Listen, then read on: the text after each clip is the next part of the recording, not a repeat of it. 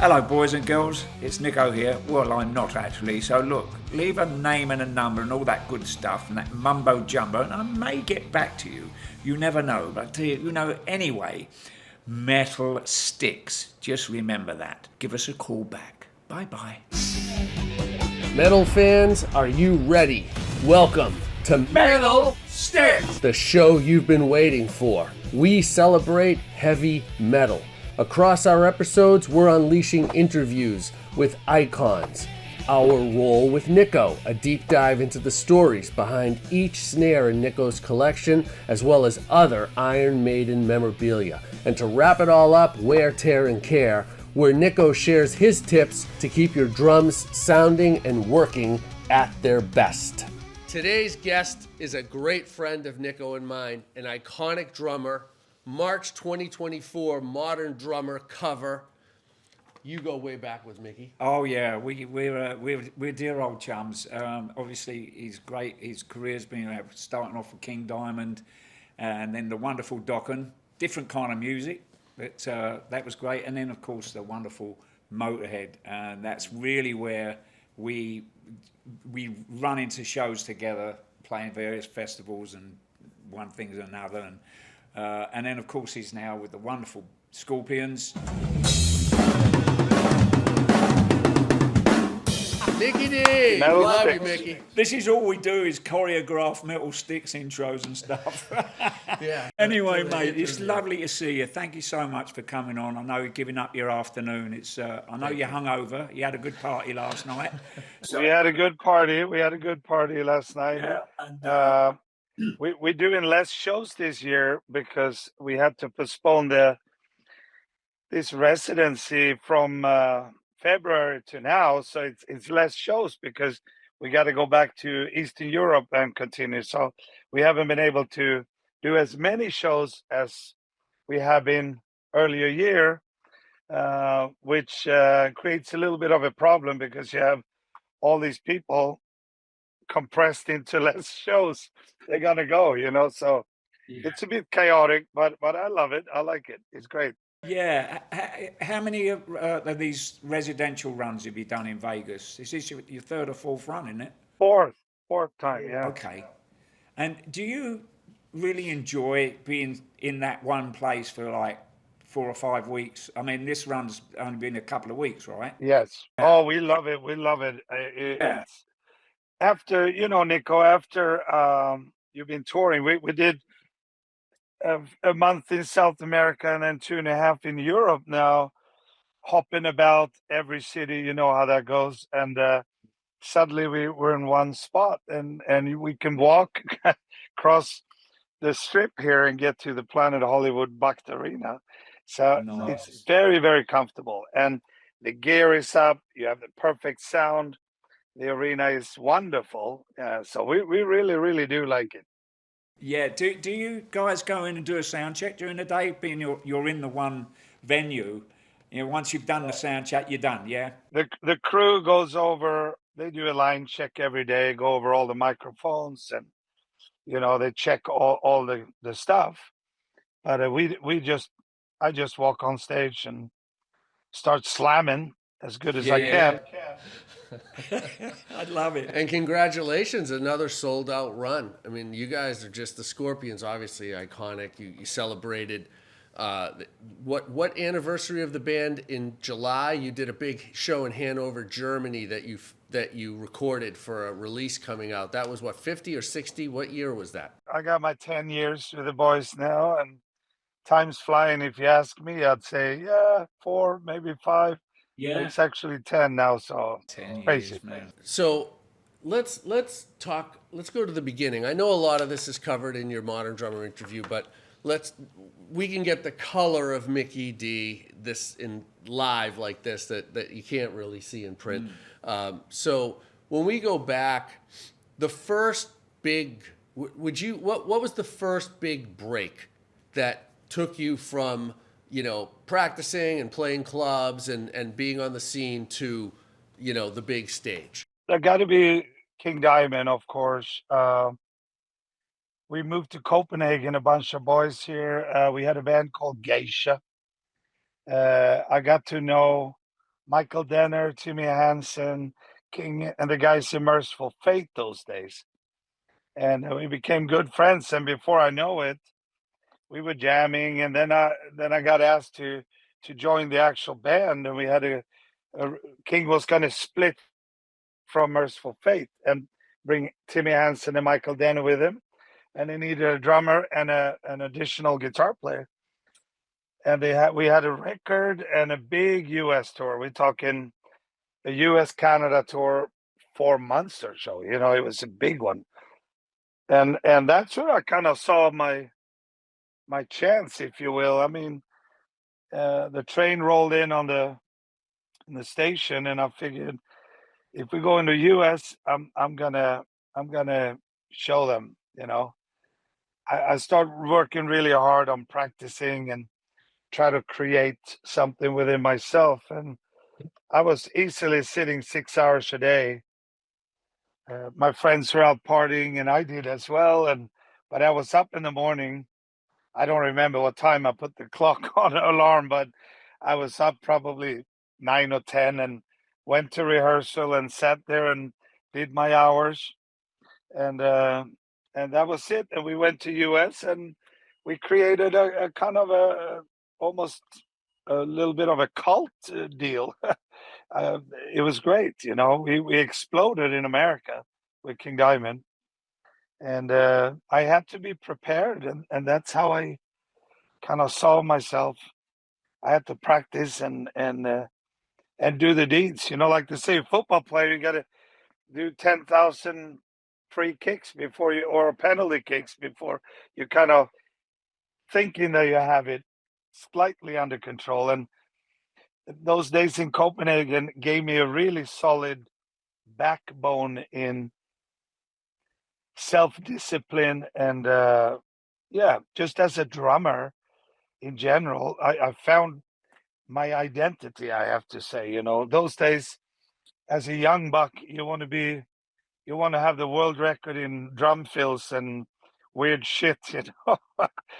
Less is more doesn't exist in those days, you know. No, not back then. No, not when we're starting out and we get our first big break. It's every minute is a drum solo if we can help it. What was really good is that the music we did with King Diamond actually required a lot of this backbeat and weird chops and you know.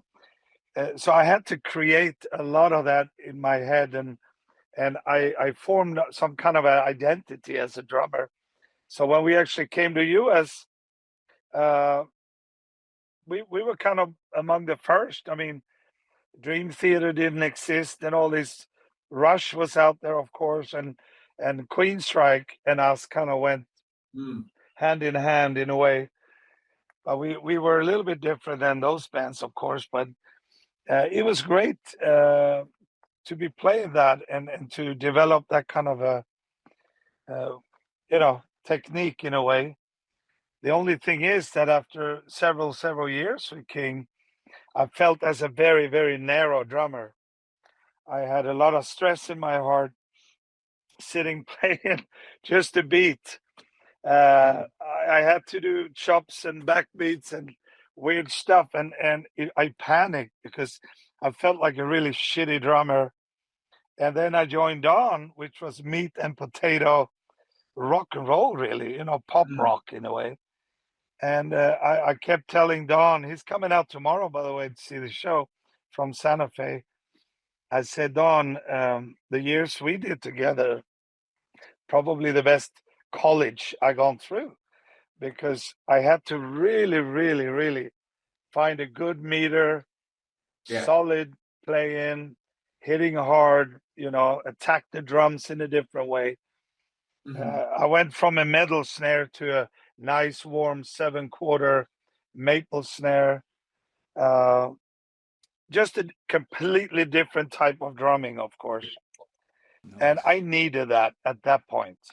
And you know, Nicko and David, both of you, of course, that, you know, when still to this day I read, oh, you know, King Diamond stuff is so badass. Yeah, well, we developed something badass. I agree on that. But as a drummer, I felt very, very narrow, and and not so good. I wanted to be a wide drummer, not just a good technical drummer.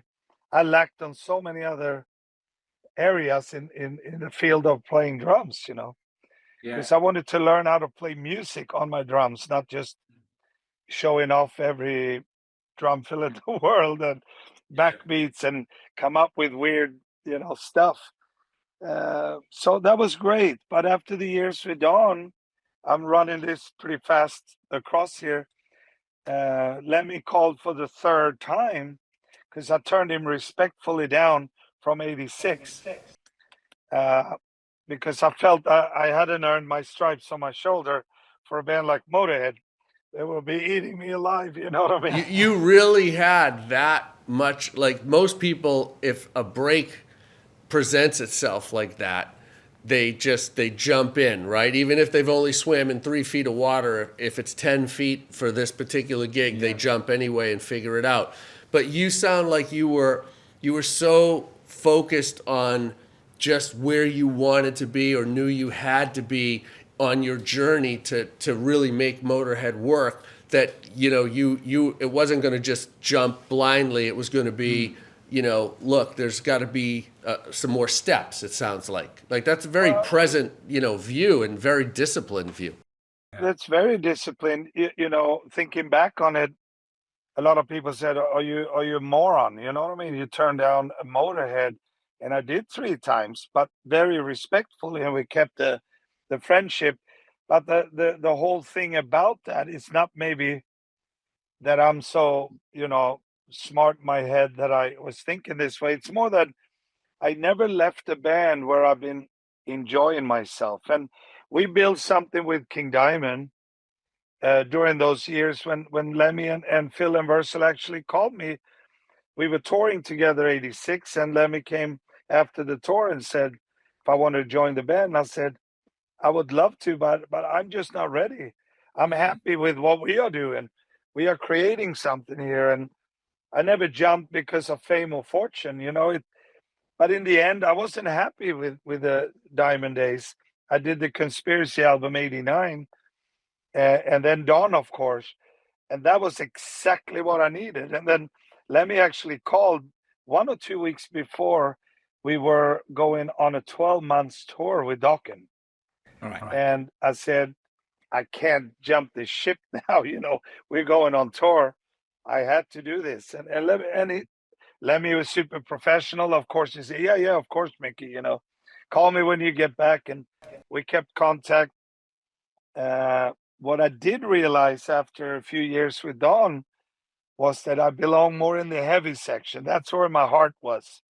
Man, yeah. Maybe not so much, if you will, the California West Coast kind of band thing. I belong in the heavy division, and the Dokken thing kind of fell apart a little bit.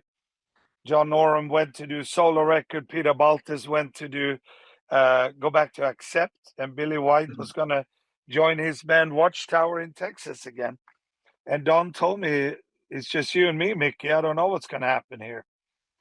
And then Lemmy called again and said, Mick, what are you doing? I said, I think I go back to Sweden for a few months. I've been touring a lot, and I wanted to clear my head a little bit. Said, why don't you take your Swedish fucking ass up to Hollywood and let's start playing together. Typical Lemmy, innit? Yeah. And he quotes, I need you for a recording. And from there on we went. And 25 years later, the old sod passed away, you know what I mean? I know. Well, it'll be his anniversary in a few months Yeah. of his passing, won't it? what was that record or recording that that you went to Hollywood to make? That was actually they already recorded a record called March to Die. They wanted me to record a couple of tracks that was going to be additional on that record. Then they actually wanted me to re-record the whole album. It was Tommy Aldrich that helped them play on this record, because they really didn't work out with Taylor. And they didn't have the money for it or the time. And I said, no. it sounds great. Ulrich was doing a fantastic job, and let's keep it the way it is. Next record, I'm gonna be able to, contribute. That's another major factor in my life, is that I won't just join a band that I'm sitting back there and tapping away. I mean, I want to be a part. I want to be a front person on my drums, and I want to write music together with a band. And I thought I actually earned my stripes. I was at least to first officer at that point. You know what I mean? Right. I had my 3 stripes, but so it went all well. I could get in. My first record then obviously was Bastards, where we all wrote together, and I think we took Motorhead to another level. Definitely, Howard without a Benson doubt. producing, and that was great. Yeah, yeah. That was, so, what year was that you joined? Was it about 93, wasn't it? Yeah, end of '91. I was Oh, actually 91. on Sorry. the way in '92. I would say the full on. So yeah. Yeah. When you think about that run with Motorhead, just so many iconic albums and tours and moments. Just unbelievable. There will never be another band like Motorhead, and I don't think there wasn't before, and it's never going to be again, because there's so many ingredients that are so unique for that band. Let's start with Lemmy in itself. If you have his way of thinking, his way of living, his way of seeing the world reflects a lot in how this band was. Like I keep saying, if everybody was like Lem, we would never have a war. We would never run into this fucking political bullshit correctness. And, everybody could take a joke and everybody could live Absolutely. life. Yeah. And Lemmy was extremely intelligent, and that made him to what he was, a very simple, easygoing guy. He was never, ever a rock star, you know. Mm. And the first thing he told me when I joined, he took me on my shoulders and said, "You know what, Mickey? Good manners cost nothing. Remember that. Yeah. But if you walk into a room and there's a fucking asshole in there, make sure you're the biggest asshole of them all." You can hear Lemmy saying it as well. Bless him. Yeah. Yeah, he was extremely simple, which also made it very easy to work with, and also very hard, because you already knew what he was going to say or think. And we were very much a democracy in Motorhead. So he was not like Lemmy decided.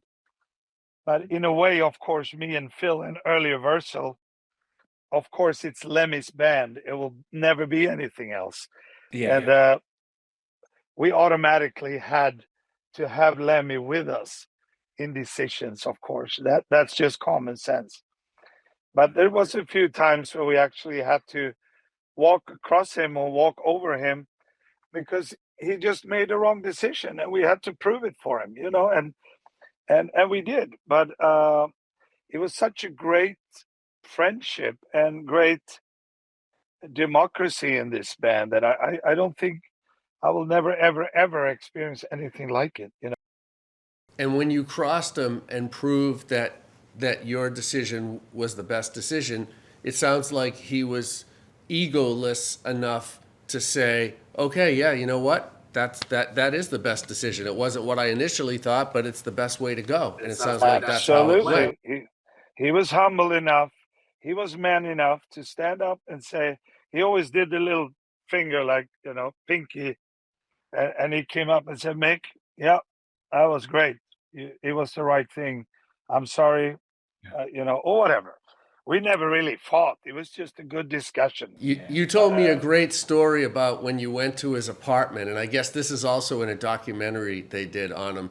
And when you were describing the apartment, it sounded like, a movie. It didn't sound like most people's apartment. Do you remember the first time? Yeah, I don't know what I said. I was up there a lot, but he, as I said, he was a very, very simple man. He didn't care to live in a mansion, and he didn't care so much about anything of that. He was a collector. He collected a lot of stuff, and he built up in his apartment. You had a little tiny trail you could walk through, and you know, maybe shovel to get a part of the couch so you can sit down. And I said, Len, why don't you get a bigger place, man, so you can, you know, 3-bedroom house in or something. So what's the point? You can only be in one room at a time anyway. You know what I mean? That is so Lemmy, you know. It's so What do you say to that? You go, yeah, okay, but maybe you could have all your shit in a couple of bedrooms, and you can be alone in one bedroom. You know, you can find the bed. But now we're very simple and very funny guy. You know. Yeah, it was I've fun. fond memories of our time when we were on shows together, and I'd come and see you and come in the dressing room, and Lemmy would be sitting there with his one-armed bandit going, and I said, "What's the biggest win you ever had?" He says, "That's right there, Nick. You know, I've won whatever I want. It can be what." But he loved his fruit machines, didn't he? Oh my goodness gracious! We carried them on a bus, you know, Nicko. I mean, he took them on the road, right? You know, and I remember we were in, I forget where we were in Europe, in one of the shows, it might have even been Rock am Ring on one of those festivals, and I went in and he had the European with the 3-wheel, because I used to love playing fruit machines in the pubs and stuff anyway. But and I'm like to him, I said to him, "Do you understand what's going on?" He says, "I don't need to, Nick. I just put the money in and watch the wheels go round.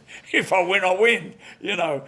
But one of my early stories with Lemmy, was back in the 70s. There was a nightclub called Speakeasy in Margaret Street in London. And I went in there one night, and I was with Jimmy Ayub, the old drummer from Mahogany Rush. I think he passed away about 15 years, whenever, it was a while ago. But so Lemmy was on the fruit machine. As you went in the Speakeasy, it was a horseshoe bar, and it was round the back, the other back side of the bar. And he's sitting playing the fruit machine, and I'm going, "Hey, Lem, what's going on?" "Oh, all right." I said, "Any luck?" No.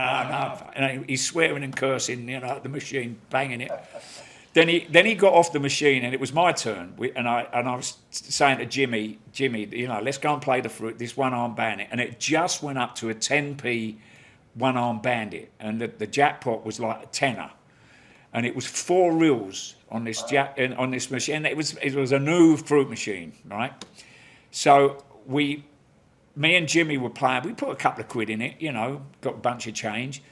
And the 4 bars came up, the jackpot line, above the actual line for the jackpot, right? So it was above it. And I hit the door, and the door popped open, right?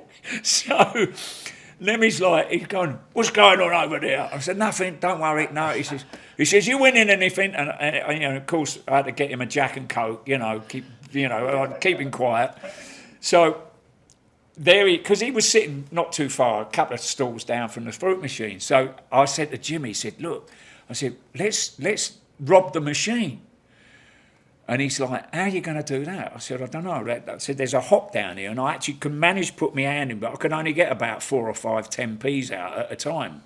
So anyway, finally, I said to him, "Let's play the machine, run the reel, and I'll hold them. You know, you'll have to come over here." And Lemmy's like, What the F's going on over there then?" I said, "Don't worry, have another Jack and Coke, mate," you know. So we actually finagled the win line, right? And this machine started pumping out 10p's, and he's like, "Dong, dong, dong, dong, dong, dong, dong, dong, dong, dong," and all these 10p's are coming out. Lemmy's like out of his chair, like he's shot out. He says, "Roy, that's my money." He said, "I'll put about 15 quid in that machine. Give it to me." I said, "Lemmy, have another Jack and Coke. No way are you getting half of this money." So then Jimmy and I went off, and we went up the exit stairs to count the money, and it only had like about 12 quid. And it was supposed to be, actually, it was a £25 jackpot. And it was like, I thought, I'm going to go and complain, you know, to the management. We just robbed this machine like 15 quid, you know. But Lemmy was like all over it, you know, bless his heart. "Oh, give me half that winnings." He's going. You couldn't get him off these machines. That was his. I think he he wrote music and lyrics and stuff while sitting there playing. That's when he processed his day, really. You know, he loved it, you know. Yeah, But bless his heart. great, yeah, absolutely. No, you know, what can I say? It was most incredible days ever to be a part of that for such a long time. And we wrote 12 great studio albums together.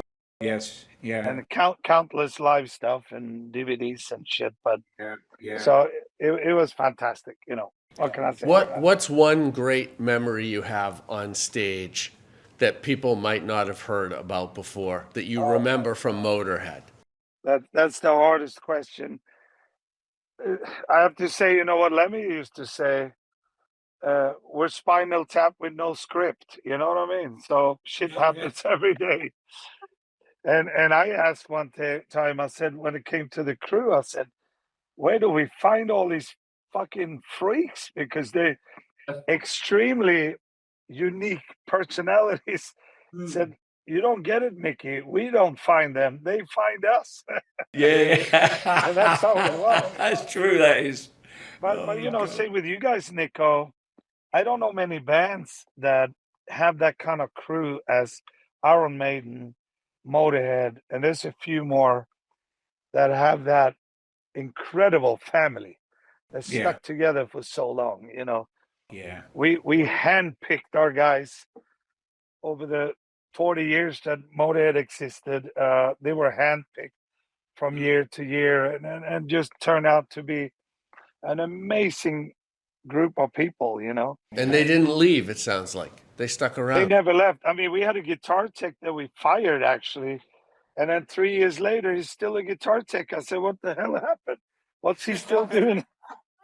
Thought you were fired, mate. Yeah. So did I. It's unbelievable. Now it's, but I also have to say, I think it's the time that we played in, you know. If Motorhead would exist today, I think it'd be a different story, to tell you the truth. Because there's too much shit. Lemmy would not enjoy this.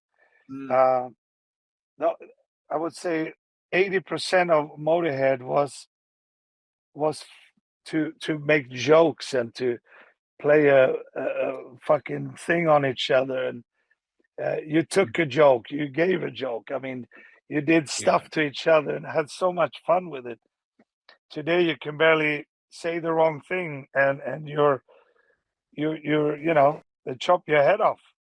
Yeah. Everywhere. I agree with you 100%. The world's changed in such a way The that world has changed. it's just not what it was when we grew up in. Literally, although we're like, you know, older folks, so to speak. I'm an old geezer, you know. You're 10 years behind me, you know. But it, you know, when we grew up, how we learnt our trade, you know, how you were practicing 6 hours a day, going in, getting up in the morning, you know, even if you had a hangover or not, you know. But you know, there was a different way of life, and as Lemmy said, good manners come free. That kind of situation, you know, and things have changed. You know, just the way people behave to one another today, the political incorrectness when you're told, oh, you can't tell a joke about that guy's colour of his skin or that bloke's sexual preference or that girl's sexual, you know. Whereas that, when we were growing up, it was a joke. Yes. Humor was, you know, the world's losing its humor as well. Yeah, and exactly. It's just, yeah, you're right. I think that Lemmy would be very disappointed in the way things are, and the way, especially the way people would behave around him. You know? He'd be miserable, Nicko. He would be miserable because he liked to play a joke on other people, and he took a joke. And it was give and take the whole time, and the whole existence in that you actually are allowed to fuck up sometimes without being chopped to death. And you know, it's he will be miserable. The rest of us that are still here and doing this, for instance, I mean, we learn kind of to adapt, but I think we adapt to a worse situation than what we were. So I'm very grateful that I got these years in the 70s and in the 80s and in the 90s. you know, I don't say it's shit today because it's great today also. Well, and you look back, Mickey and Nicko, the humor we're talking about that's gone out of style in some ways. It was the thing that people, I guess, for whatever reason, don't acknowledge is that it wasn't mean.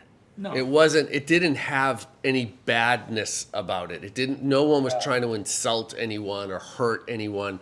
The whole point of the humor, as edgy as it might have been, was always in a good spirit. And I think that's the part that gets eliminated from the conversation so often.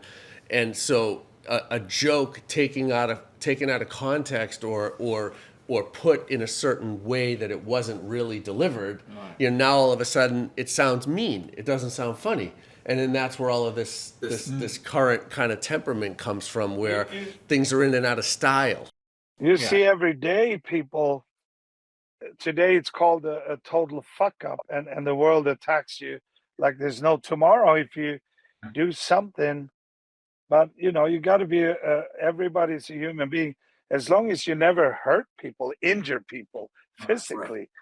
Right. But, you know, I think there's a lot of good, of course, but I'm actually very grateful that we got to play in these years, you know, that made a difference. And I still love being out here playing, and even my foot hanging on.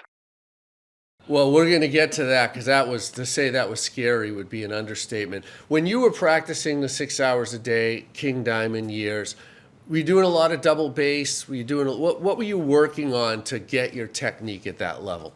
Well, number one, I took my right bass drum away and practiced for a very long time just playing left foot. I tried to work that foot up to be, you know, it's always you're a little less good on your left than your right. But I wanted to increase the power, because what I didn't like listening to when I played double bass drum was that the left one never had that nice attack as my right foot had. And also, a very important thing is, especially with the King Diamond music, when we went from a lot of single kick, half time beats up to double tempo, double bass drum, you know, it was a lot of this jumping up and down. Mm-hmm. And what I hated to listen to is if you slow start a car, like, and then you reach the level you're supposed to be at. There was no click tracks and shit. No. So I like to go from this tempo to this tempo immediately, and, you know, not slow into it. And you have to practice a lot to be able to go from A to B and lock into B, and not overshooting it or undershooting it. Just hit that target. And that was a lot of practice to do. That was great, very interesting point when you said you took your right bass drum out. I mean, obviously, you know, if somebody's got one bass drum, just take the right pedal out. You know, and not use the right. Use the left. What do you call that? Yeah, well, the left foot. Like the slave on the left side. And that's a great point, because, you know, for the drummers that are watching, hopefully there's a lot of you watching this, you know, Metal Sticks podcast. It's interesting to take note that that's one way of developing your technique on your left foot. If you're a left-handed player, then you take the left foot out and use your right. So that's a fantastic tip to have. Yeah, get the strength up. Yeah. And I actually took physically the right bass drum out. Yeah. It was gone visually. Yeah, that's great. I mean, the worst thing about that, though, is if you're working on your technique, you probably had a couple of tom-toms mounted on the bass drum, on the right one, right? One on the left, maybe, one on the right. I always had a freestand in the center. Oh, okay. I think, yes, that's how you have your kit. There it is, yes. And then the 10-inch was mounted on my left bass drum. Yeah. So it always had looked like that, my kid. So I was okay there. Were you using Sonar back then? Yep. Yeah. I was always Sonar. I can show you. I sent this picture to to Sonar years ago, and I said, I got to be one of your oldest Sonar guys ever. Yes, yes. I know we did talk about this when we last saw one another in Europe. There was a time then when the two of you were both on Sonar. Yeah. Yeah, it was. And then remember, Nicko, what was that guy's name that kind of fucked up all over the place? Oh, I was ready to leave Sonar at that point. the Australian fella. Yeah. I should never got rid of that. And they actually found that drum kit, my old kit. So I bought it back. Oh, brilliant! Wow. Great. So I got it in storage, and I still have this. No, never get rid of that, mate. So Nick, what is the drum? This is the Talisman snare drum that I used on the last tour, Future Past tour. Okay, let's learn all about it. Okay. What do we Here got? she Well, is. This is a bit heavy. Oh, yes, All right, that's what's the story? because this is a spun steel, Sheffield steel, probably 6mm thick snare drum. It's a seamless, which is a fantastic snare drum. I've always loved metal snare drums. And it's a British drum company, Talisman. And we had you can actually buy these, but they're just grey spun metal. This was made black to match the Future Past tour drum kit that they built for me. This is palladium hardware. We had the chrome taken off, and Keith Keogh and the boys way back. In fact, just before Keith Keogh left the company, he was in charge of making sure this was aged copper. So all the hardware on the drum set, as well as this snare drum, it was aged copper, which was great. And they had to take the chrome off, and then he dipped it in whatever it was to make the copper adhere to the hardware, and then he flamed it. And we'll talk about that procedure a little later on another snare drum. But anyway, so this has got my Nicko code. It's kind of a copy. It's like a twin ply. It's like an Emperor. It's got a spot underneath it, similar to the Emperor. And this is a very, very beautiful snare drum. It weighs a ton, by the way, boys and girls. Anyway, as I say, it was a British drum company, and when you turn it around, That's quite a snare bed. yeah, that's me 42 strand snare. I use this on all of my snare drums.